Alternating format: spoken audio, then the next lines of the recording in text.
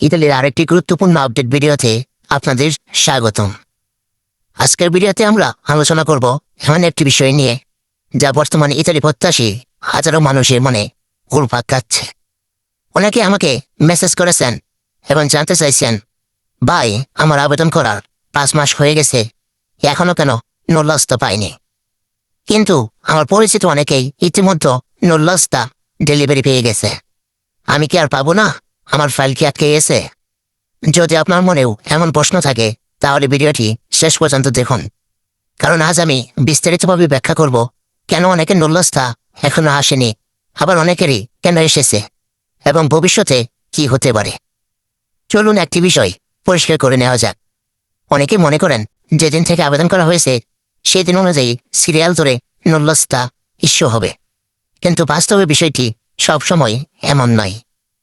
কারণ ইতালি প্রতিটি শহর বা প্রিফেক্টুরা প্রতিটি ফাইল আলাদাভাবে যাচাই করে, ফলে একই দিনে আবেদন করলেও একজনের ফাইল আগে ক্লিয়ার হতে পারে, আবার অন্যজনের প্রসেস হতে কিছুটা দেরি হতে পারে। যেমন উদাহরণস্বরূপ, কোন শহরে যদি 5,000 আবেদন জমা পড়ে এবং অন্য শহরে যদি 1,000 আবেদন জমা পড়ে, তাহলে স্বাভাবিকভাবে কম আবেদনের শহরের ফাইল আগে প্রসেস হতে পারে। এছাড়াও নিয়োগকর্তার কাগজপত্র, কোম্পানির অবস্থা, কর্মীর তথ্য এবং বিভিন্ন যাচাই বাছাইয়ের কারণেও সময়ের পার্থক্য হয়। এখন আসি সবচেয়ে গুরুত্বপূর্ণ প্রশ্নে, সিজনাল, নন সিজনাল ইত্যাদি ক্লিক দিয়ে 4 থেকে 5 মাস হয়ে গেছে, এখনো কেন নোল্লাস্তা আসেনি? তাহলে কি নোল্লাস্তা পাওয়ার সুযোগ শেষ? এর প্রতি উত্তর হলো না, কারণ এখনো অনেক আবেদনকারী আছেন যাদের ফাইল প্রসেসিংয়ে রয়েছে।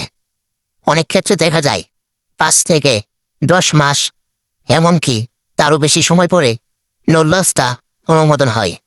তাই শুধু সময় বেশি লাগছে বলেই হতাশ হওয়ার কোনো কারণ নেই।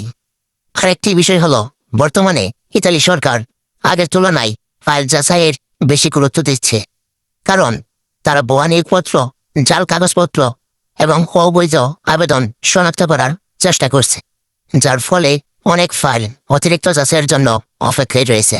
আবার আরেকটি বিষয়, অনেক সময় দেখা যায় আপনার পরিচিত একজন নোল্লাস্তা পেয়েছেন, তখন আপনি ভাবছেন আমারটা কেন আসছে না।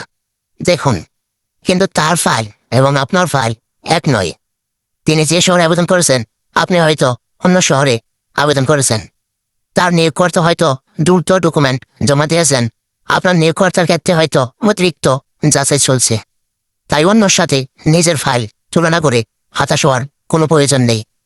বর্তমানে বিভিন্ন শহর থেকে দাফে দাফে নোল্লাস্তা ইস্যু হচ্ছে, তবে সব শহরে একই গতিতে কাজ হচ্ছে না। অনেক শহরের আবেদনকারী ইতিমধ্যে নোল্লাস্তা ডেলিভারি পেয়েছেন, আবার অনেকের ফাইল এখনো প্রসেসিংয়ে রয়েছে। এটাই বর্তমানে বাস্তব চিত্র। আর এই নোল্লাস্তা নিয়ে অনেক সময় গুজব ছড়ানো হচ্ছে যে নোল্লাস্তা আর আসবে না, সব ফাইল বন্ধ হয়ে গেছে বা আবেদন বাতিল হয়ে গেছে। কিন্তু বাস্তবে এমন তথ্যর কোনো নির্ভরযোগ্য ভিত্তি নেই। যতক্ষণ না পর্যন্ত আপনার আবেদন অফিসিয়ালি বাতিল ঘোষণা না করা হচ্ছে, ততক্ষণ পর্যন্ত আপনার ফাইল বিবেচনার মধ্যেই রয়েছে। তাই ধৈর্য ধরে অপেক্ষা করুন, সঠিক তথ্য অনুসন্ধান করুন।